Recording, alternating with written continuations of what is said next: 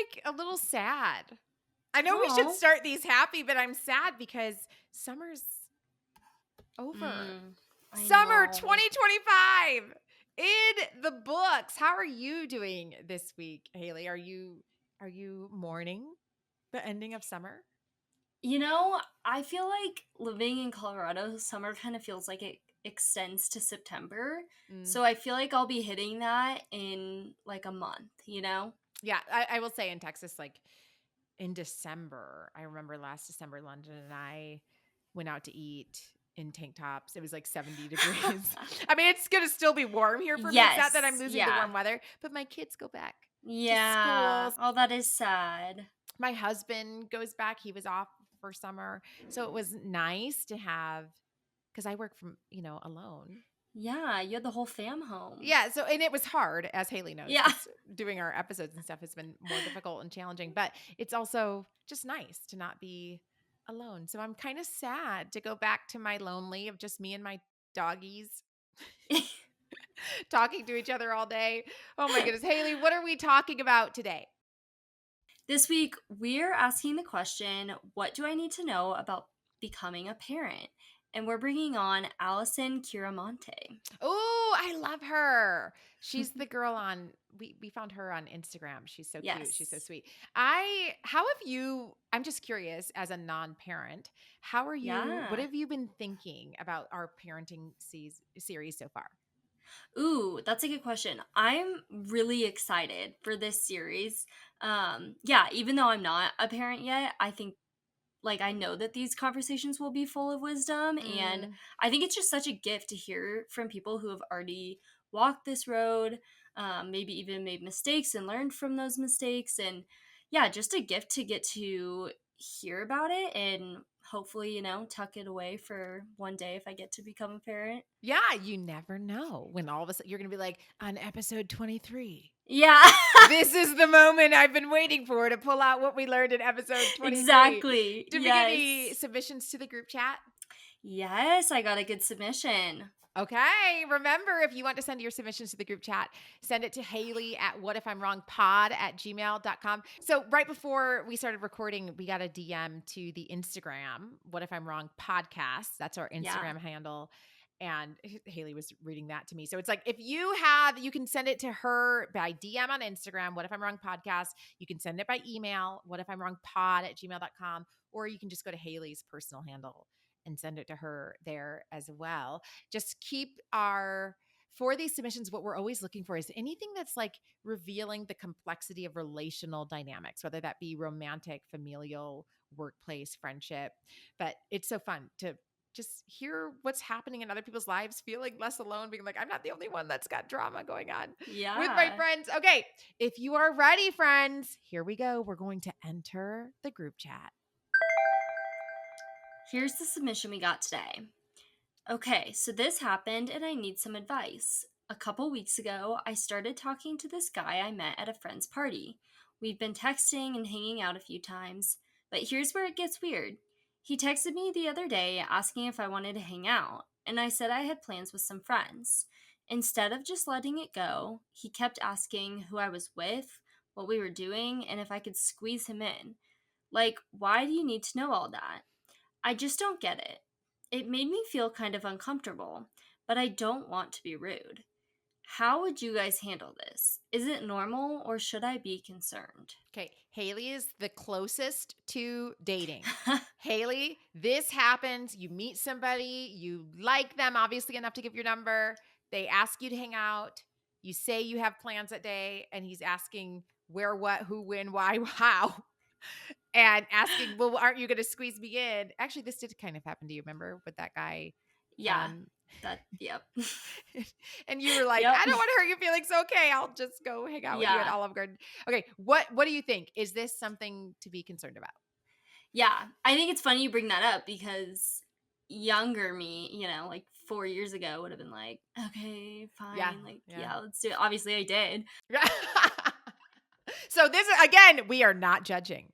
We Yeah. are not judging. We have been there. Exactly. But now I'd be like, oh, red flag. Nope. That's like, I just to me, my time is very valuable, Mm-hmm. and I don't have time to like waste sitting around and like responding to you of like where I am, what I'm doing.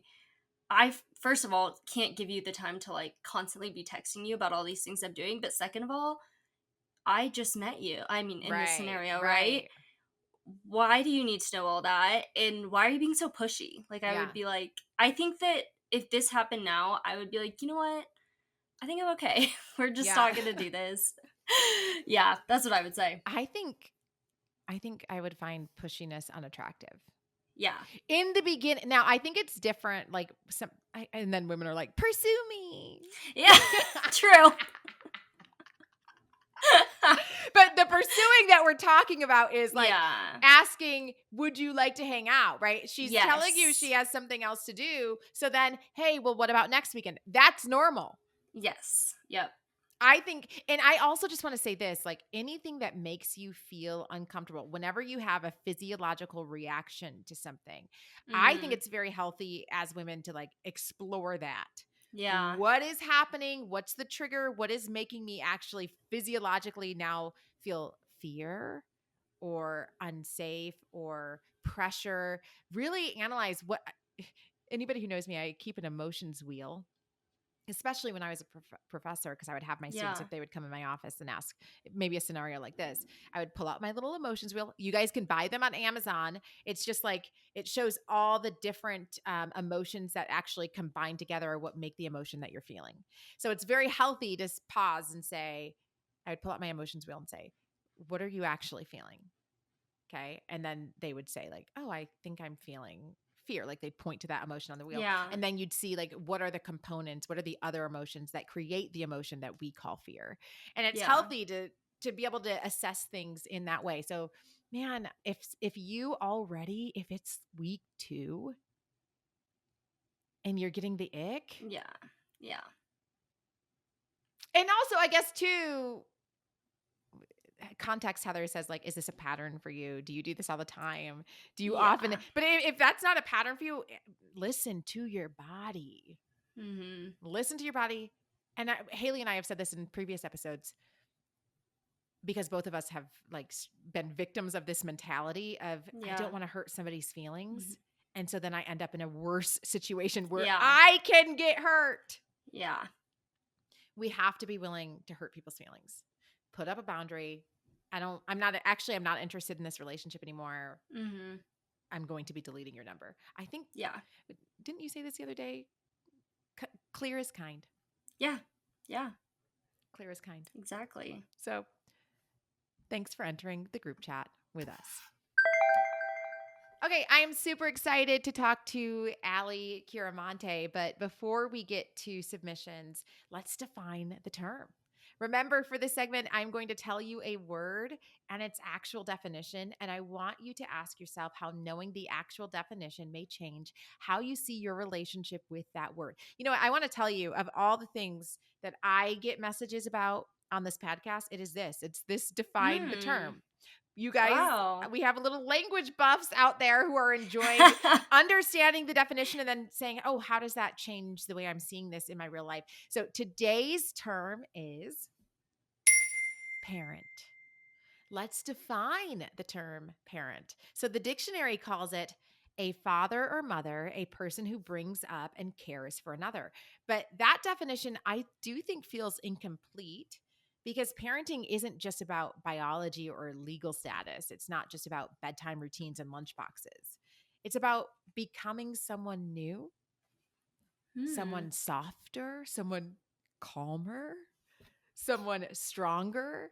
Here's what they don't tell you, okay? And this is what I really want you to take away from this part of define the term. When a baby is born, so is a parent. Hmm. As a baby is born, so is a parent. And neither comes with a manual. We often think parenting is about shaping a child, but what if we're wrong? What if parenting is just as much about how that child shapes us? What if becoming a parent isn't about having all the answers, but being willing to grow alongside your child? Here's a big one: to say, I'm sorry, to learn how to ask for grace, to be able to try again? What if the real measure of a parent isn't perfection, but presence? I want you to know that when kids are born, parents are born too. You are becoming a new person. No one really teaches you how to do that. But if you are willing to learn, the goal is to grow and mature into the role right along with your kid. Wow, I've never thought about it like this before. So much of what we hear around parenting is focused on how to raise the child or what to do, what not to do, but this really flips the perspective. Mm-hmm. And it makes sense. Like your whole life changes the Mm-hmm. moment you have a kid. And like, just like they're learning everything for the first time, so are you. And I think it's actually really comforting to think that you don't have to have it all figured out. We're going to grow and we're going to learn together. And that's what this series is for. So without further ado, let us bring on Allison Chiaramonte. I am super excited about our guest today, Allison Chiaramonte. She is, okay, I need you to write this down. Get this. Actually, it's going to be in our show notes as well. It is the Instagram handle, Allie Loves NYC. ALLI Loves NYC. She does like, how would you describe it, Allison? It's like Instagram, real estate, aspirational, mom content, all of the above. Yes, totally. Just sort of Shoes, my life. clothes, awesome views and apartments. Yes. So we've connected on Instagram. So I'm super excited to have Allison on. And we have questions that people submitted, Haley, asking like motherhood type stuff. Yes. Okay. And so were the questions more like infant motherhood or like as the kids get older? I think they seem to be more infant. Okay. Yeah. Infant, diapers, so maybe young toddlers. How do you feel about that, Allison? I feel good about that. I have a 10-year-old, an 8-year-old, and a 5-year-old, so I feel like I'm just getting out of that phase. So it's still fresh, but I'm on the other side. Okay, perfect. Me too. I'm on the other side, finally. And doesn't it feel so good? It really does. My kid was it yesterday? My 9-year-old made a bagel for himself in the morning, and I was like, wow. It's a big deal. You know what I did? I said, look at you, guy, spreading your own cream cheese. I always make my kids breakfast. So I was shocked that he went and handled his own bagel. So yeah, I just want the person who's listening who is still in like the nursing phase. I will say my kids often still sleep in my bed. I woke up with 2 boys in my bed this morning, but it will pass. This too shall pass. And we're going to help you get to the other side. Haley, now you don't have any kids yet. So are you going to give some commentary on these submissions? I don't know if I should because I haven't experienced it yet. I think I want you to. I think I want you to say like, yeah, like, oh, here's what I think. You know what I mean? I always hear people say, oh, I was such a better parent before I was a parent. But, I'll give you my thoughts. But you are going to represent everybody who's listening today who doesn't have kids yet and is going to listen to these questions and say what they would think. So you speak for them, Haley. All right. What is the first one we got, Haley? Okay. Did anyone else feel weirdly lonely after becoming a parent? Like you're holding your baby at 3 a.m., completely in love, and yet missing your old life, your quiet, your sense of self. How did you navigate the guilt of that? And was there a moment that helped you realize it's okay for love and struggle to coexist? Allie Loves NYC. We're going to you, girl. I mean, I think that's completely normal, and no one talks about it. I went through a full career life crisis after I had my first son, Max. I used to work in fashion. I had a job that I think most, women would say, oh, that's a dream job, buying women's designer clothing, traveling all around. Truth was, didn't fill me up for a lot of reasons. And when I got pregnant and I was on that sort of last work trip to Milan, feeling like crap and very pregnant, I decided that I was going to take a little bit of a break and focus on my family. And that seemed like a great idea. And then I had Max, and, for the next 3 or 4 months while I was focusing on being a mom, rather than that sort of making me feel awesome and filling me up, I felt like I didn't know who I was anymore. A lot of my sense of self was wrapped up in my prior career, and I wasn't aware of that until sort of I stepped back and people were asking, what do you do? And it's crazy because now as a mom, I realize how being a mom is 800 jobs and should be more than sufficient. But at that moment in time, I felt very lost. And even though I was thrilled to be a mom and loved him, it wasn't all sort of the roses and everything was wonderful the way it was. I think that a lot of people imagine it, and it really shook my sense of who I was and how do I kind of be a mom, but also find who I am in the world going forward, which is different than who I was before. And it sort of launched me in a totally different path of, finding a new career, finding that home, and making a new identity that included being a mom. But like, it was definitely a freaky experience and not what I expected. Yeah. And then there's the guilt that comes with, so I took a break too when I had my kids, and well, I still adjuncted. I taught classes part-time, but I was home with them. But then I remember when I transitioned and like taking my kids to daycare, there was so much guilt that came with that too. Yes. Like, so then you go back to the things that you're passionate about, but then you do kind of feel like, oh, I don't, we only have so much time with them. Am I messing this up by, my kid having a favorite person at the daycare? It is a difficult balance that women seem to be the only ones that often have to figure out how to navigate and how to carry. And then, because think about the people who do take 10 years off or something, or 6 years off to get the kid into kindergarten. Well, how do you go back to work after a 6-year gap?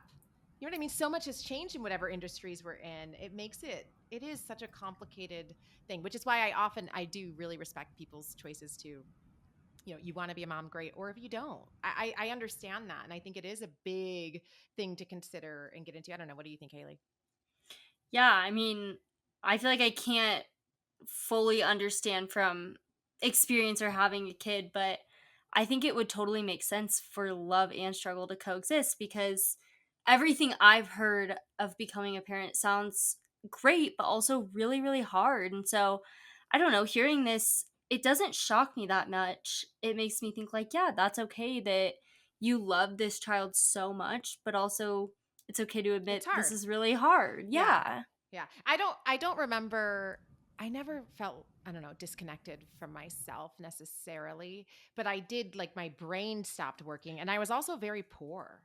Those were really dark days for me in early parenthood, where those of you who have known my story for a long time, my sister would like leave diapers on my doorstep and pretend it wasn't her. I mean, we were really poor back then. So that was hard. You know what I mean? Like, that's a whole nother layer of like, it's so hard to begin with. Like, forget about identity struggle. Like, that was a luxury I had, actually. Like, that. Like, I had to be like, oh, like, who am I without working? Like, I had the choice to not work. Yeah. But that is a real thing too, to switch identities. You know what I mean? Yes. And that, can we talk about that for a second too? The question where people say, why do we do that always? What do you do? Yeah. It's and like the fear that puts, it's the first question. Like, I decide who you are and your value based on what you tell me right now about what you do. And the fear that puts into people who are unemployed or a stay-at-home mom for a period of time. Yeah. We got to think of new questions that we can ask people when we meet them. Right. Because it's like the first question at a cocktail party, at drop off, even in like the kids space. I feel like people ask you that. And if you're not working, if you feel insecure about that, or if you're trying to figure it out, or in between jobs, it's a hard question to have, especially in a space that's when you're in like the child space where it really doesn't matter, because like you can have mom friends and those type of relationships, or dad friends, whatever it is, and it doesn't really matter what your day job is, or if you have a day job for that matter, because those struggles are sort of universal. Yeah. All right, Haley, what's the next one? Did anyone else not feel like a parent right away? Like you were just going through the motions, diapers, bottles, sleepless nights, but it all felt like pretending. Was there a moment when it finally clicked, when you stopped feeling like a babysitter and started feeling like their parent for real? I think in some ways that like didn't happen to me till they were like I don't want to say 5 or 6, but like in Whoa, some ways, I resonate with that. Yes, I get what you're saying. Go on. Like, okay, so 2 things. First, when I first had my first son, I was very nervous. I'm not naturally maternal. Like that's sort of not, I think, how people would describe me. And I didn't really know how to take care of him. I wasn't super jazzed about things with that. And I now realize I don't actually love young babies. Like babies are not my thing. Sure. And while the toddler phase was super fun, yes, you have to keep them alive, and that's real. But in some ways, that's can feel very like babysitting. Like, you know, make sure they get fed, make sure they don't choke. Like, you know, read a book. I only feel now when they're starting to have sort of like bigger life problems that are actually each their own little people with their own very different personalities, personal struggles, that it's really about parenting and thinking about, you know, how do I help this little person become a successful, happy, well-adjusted big person down the road. And only recently have the problems become, you know, serious. I feel like before they would cry about something, they fell or someone took a toy. Now the problems that they're having, like at ages between 5 and 10, are real problems. Someone's bullying them. It's something about the way they look. They're problems that really feel deep and resonate. And that's kind of where I feel like, oh, like crap, I really am a parent and I really need to help them get through this. Yes, I had absolutely, I totally resonate. For me, the second I had my baby, maybe not that day, but the next day, I remember waking up and being like, my whole life feels different now. Everything feels different because of this little baby. So I definitely felt that immediate connection for me personally. But the times where I think, oh, I'm the mom is now. When I remember we just moved to Texas and my son was really struggling at his classroom. His teacher was, and maybe she was just like an aggressive yeller communicator, but I don't parent him that way. So he was really shut down and was like, he didn't want to go to school. And I was thinking to myself, do I just say, hey, this is life, and force him to go to this teacher that he felt like yells at him? Or do I go to the school? I ended up going to the school and they did change his classroom. But that was a moment where I was like, what is the right mom thing to do in this situation? Do you tell him to suck it up, or do I go fight this battle for him? I fought the battle for him. That is such a constant struggle. I feel like that like, how do you like instill grit or like some sense of toughness in your kids, but also like, when do you need to step in and like do something? And I feel like that's a line that like, I don't really know where it is. And I think it's a different line depending on, like, I have 3 different children, and I have one kid who's like tough as nails, and I know that he can handle certain things that my other one can't. And so navigating that in every situation and even for each kid has been different. Okay, I have to ask you this, Allison. What about like when it comes to friends? Have you had any like friendship drama where somebody's being mean to them at school, and like, how do you respond to that? Yes. One of my sons has had a really rough last 2 years at school, bullying and such. And it's been sort of a journey because he didn't come out and say like, hey, I'm being bullied right away. Like, it was peeling it out of him, finding out what was actually going on. And then when you find out, like, what do? Do you call the parents? Do you call the school? Do you try to give him tools to talk about it? And we've been trying with him, sort of throwing everything against the wall to try to help him. And like, some has worked and some hasn't. And frankly, the problem is not 100% fixed.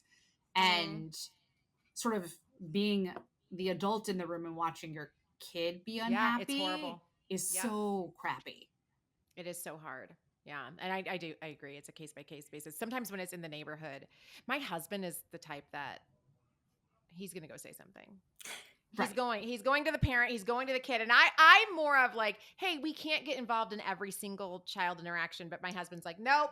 He'll sit all the kids down and be like, you are neighbors. You care for one another as neighbors. And I'm like, oh my gosh. And then, anyway, my son, he like brought my husband out there to defend him in some thing that was happening in the neighborhood. And then my husband gave this speech to all the kids in the neighborhood. And then my son goes, thanks, Darman. if you guys know Darman, is like, he does positive inspirational videos on YouTube. Oh. So I was like, first of all, you had your dad go out there and fight your battle, and then like Yeah. you were embarrassed by it, so you distanced yourself and called him Darman in front of. And I told Seth, I said, that's why you don't go. Let him handle it himself if he's going to call you that in front of the neighbors. Okay, Haley, do we have time to do one more? Yeah, we can do one more. Did becoming a parent change the way you saw your own parents? Was there a moment, maybe small or unexpected, when you realized they were doing their best, even if it didn't look like it at the time? Did parenting help you forgive something you didn't even realize you were holding on to? Allison, to you. So yes, my parents, I feel like, were very different as parents compared to grandparents. And at first I thought that was super weird, and I expected them to be the same type of grandparents they were as parents. And my mom was sort of very involved. Like, my friends from college still make fun of me about how when we were like getting ready to leave for the summer, that she gave me a packing list of like what size boxes and what should go in them, and I should go to the UPS store. But she's more of like she's not a hands-off grandmother, but she's not like in the weeds the way she was with me. And, I think I've judged her on both sides of that. And now, stepping back, having 3 kids, like, I realize how hard it is to sort of, one, be present all the time, show up all the time, and how a lot of the things that I thought were super annoying as a kid or a young adult were really expressions of love and her trying to help or do the best that she can. And I also think when you're younger, you assume that your parents have the right answers all the time. Yes. And now realizing that, like, she didn't, not that she had the wrong answers, but that she was trying to figure it out the same way I'm trying to figure it out. Yeah. I feel like it gives you a lot of more grace and leniency than you probably gave them back in the day. Yeah. I've talked about this with Haley before, that for me, it was like almost immediately when I turned 18, my mom just all of a sudden became a new person, in the sense that she revealed herself as a person. And before that, she had always just been my mom. And then all of a sudden she started telling me things she had never told me before about like boys or high school or just different experiences she had, that I was like, where was this person when I was 16 years old and going through a breakup? You know what I mean? Like, my mom was very much my mom, or like authority. Same with my dad. They weren't my friends as a kid. And then the second I turned 18, they were like, let's be pals. Okay, I hear that banging. Allie, is that just NYC for you? I think that is New York construction on Madison Avenue for you. Welcome to New York. Yeah, who wants an apartment? How do you get your baby to sleep in this? Yeah. Oh my goodness. Haley, you have anything you want to add actually on that one especially? That's one you can probably speak to before we go.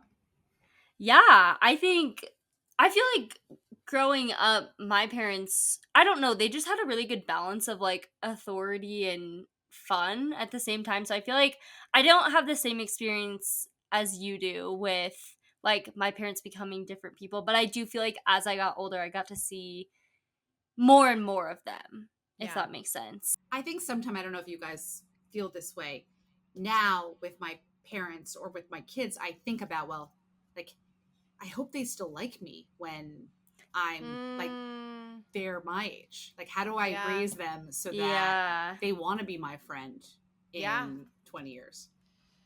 That would be my biggest fear, is that something would happen in the relationship that we wouldn't have a relationship when they're older. Right. But like at the same time, you can't just be their friend from Right. age 5 on. Otherwise, that's a recipe for disaster. So Right. Thank you so much, Allison, for joining us. This is Allison Chiaramonte. You can find her on Instagram, ALLI Loves NYC. This has been wonderful. I absolutely love hearing from other people on their parenting experiences. Thanks for joining us. I want to close every episode with a segment I call Day in the Bible. And this is where I share something I have learned in my Bible study with you that will beg the question, what if I'm wrong about how I have been reading or thinking or explaining this Bible passage? Today, we're going to look at Luke chapter 2. So there's a quiet moment in the Bible that rarely gets center stage, but it says so much, I think, about the heart of parenting, fitting in our theme here, the month of August. In Luke 2, after Mary and Joseph lose, which I don't think we talk about enough, right? Yeah. Like, you are going to be the mother to the Son of God. So you would think like they are, you know what I mean? Like they're going to nail this. Yeah. Nothing is going to go wrong. Okay. In Luke 2, Mary and Joseph, they actually lose 12-year-old Jesus. And so, of course, they're frantic. And when they finally find him, he's in the temple. And scripture says this, they have this exchange where Jesus says to her, like, didn't you know I would have to be going about my Father's business? And here's the response. This is the commentary by Luke. In Luke 2:51, he says, his mother treasured all these things in her heart. And I just want to pause in that for a little bit. And it kind of fits back with what we're saying with the define the term. As a baby is born, a mother or a father or a parent is born too. Think about that. Mary is raising the literal Son of God, and she doesn't always understand him.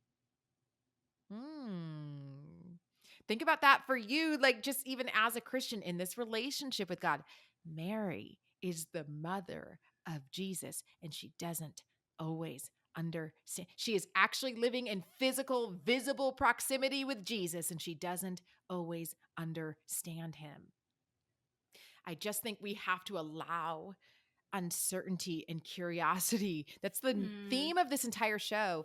Man, I just think Christians, we can get so certain. As I've become an adult, I really realized the mistake in Christianity of being so certain and making this thing of faith and mystery and curiosity a thing of certainty. And I have all the right answers. And actually, we start basing our relationship on God with who has the right answers, who's doing it right, who has the truth. Mm-hmm. Mary treasures these things in her heart because she doesn't fully understand that which is right with her. Jesus baffles Mary. He disappears, he pushes boundaries, and instead of controlling him or correcting every move, she treasures this mystery of who she's becoming with him and who he's becoming with her. And that just is really interesting, I think, because if Mary, the most favored woman in history, felt overwhelmed and confused as a parent, maybe we are not doing it wrong when we do too. Parenting in the Bible, and I just think in reality, isn't about certainty.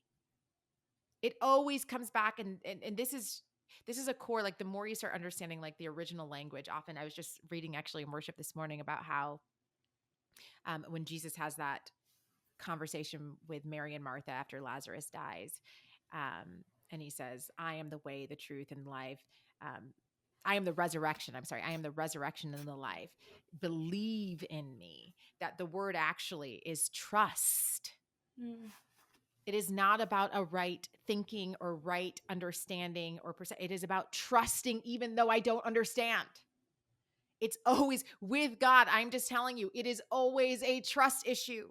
It always comes back to trusting God with maybe somebody you love more than words can say, or with your future or your job or whatever. Can we trust God to lead us on this path, to be stewards as parents of other people's journeys? That's what's happening. So what if we are wrong about needing to get everything right? And what if the holiest thing we can do as parents is what Mary does, is treasure it in our hearts, even when we don't fully understand? That's it for today's episode. Join us next week. We're going to continue on in our theme of parenting. Next week, we are discussing the topic of parenting difficult children. You can send me your submissions if you want us to discuss whatever experience you are questioning on the podcast. Email me at whatifimwrongpod@gmail.com. When I got that DM that first asked us to even do this topic on parenting, that was actually what the DM said is, what do I do when I have how do I parent this really difficult child? So, hey, We're going to talk Wow. about it next week. And Yeah. we are bringing on a wonderful expert to help us do that. I'm Heather Thompson Day, and I'll see you next week.